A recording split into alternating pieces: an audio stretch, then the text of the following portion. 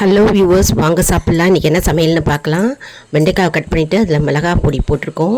போட்டுட்டு அப்புறம் மஞ்சப்பொடி கொஞ்சம் போட்டுக்கணும், 2 ஸ்பூன் மஞ்சத்தூள். அப்புறம் தேவையான அளவு மிளகாய் பொடி போட்டுக்கோங்க. உப்பு 1/4 ஸ்பூன், தேவையான அளவு உப்பு போட்டுக்கலாம். நான் 1/4 ஸ்பூன் போட்டேன். வெண்டைக்காவை ஸ்கொயராக அந்த மாதிரி நறுக்கிக்கணுங்க. வெண்டைக்காய் பொரியலுக்காக நம்ம இப்போது செய்கிறோம்.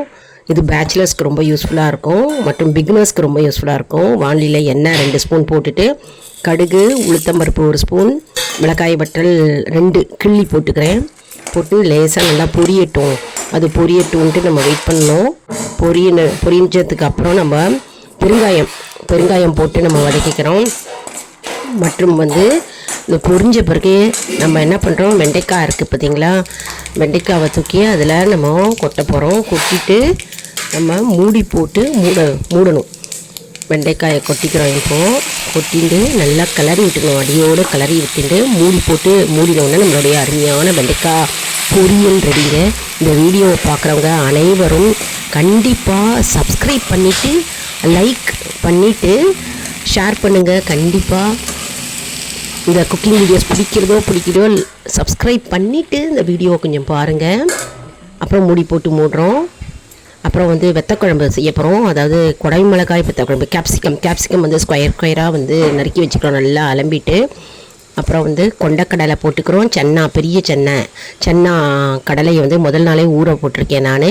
அது போட்டால் ஹை ப்ரோட்டீன்ஸுங்க, உடலுக்கு நல்லது. அதனால் இந்த மாதிரி வெத்தக்குழம்பு செய்கிறோம். புளியை கரைச்சி வச்சுட்டுருக்கோம். அதில் மஞ்சத்தூள் 1/4 ஸ்பூன் நான் போட்டுருக்கேன். அப்புறம் நம்ம கல்லுப்பு போட்டுக்கிறேன். நீங்கள் சால்ட் வேணும்னா சால்ட் போட்டுக்கலாம். அப்புறம் பெருங்காயம் போட்டுருக்கேன். அந்த புளி கரைச்சல்லையே போட்டுருக்கேன். அதுக்கப்புறம் வான்லேயோ அல்லது கரைச்சட்டிலையோ கடுகு, பெருங்காயம், துவரம்பருப்பு, கடலைப்பருப்பு, மிளகாய் வற்றல், வெந்தயம், சீரகம் போட்டு எண்ணெய் 2 ஸ்பூன் எண்ணெய் போட்டு தாளிச்சிக்கிறோம். கம்மன் வாசனை இங்கேயே அடிக்கிறதுங்க.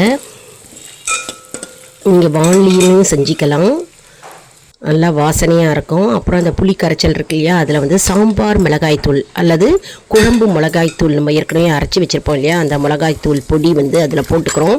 நல்லா மிக்ஸ் பண்ணி விட்டுக்கிறோம். இப்போது நம்ம அதில் கொட்டிக்கிறோம். தாளிப்பில் நம்ம இந்த புளி கரைச்சலை கொட்டிக்கிறோம். அப்புறம் கொண்டக்கடலையை போட்டுக்கிறோம். ஊறின கொண்டக்கடலை அதை போட்டுக்கிறோம். அப்புறம் கேப்சிகம் மிளகாயை நம்ம அதில் போட்டுக்கிறோம். போட்டு நல்லா கொதிக்கணுங்க.